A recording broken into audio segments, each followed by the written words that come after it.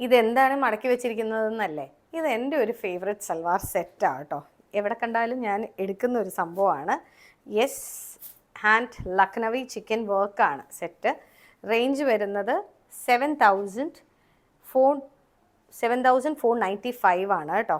ഇപ്പോൾ hand chicken ചെയ്തിട്ട്, അതായത് ലക്നവി പ്യോർ ഹാൻഡ് ലക്നവി ചെയ്തിട്ട് അതിൽ highlighted with sequence and cut beads കേട്ടോ. നല്ല രസമുണ്ട്. സ്ട്രൈപ്സ് ആയത് കാരണം നമ്മൾ ഇടുമ്പോൾ തന്നെ നല്ലൊരു ഒതുക്കം ഫീൽ ചെയ്യും.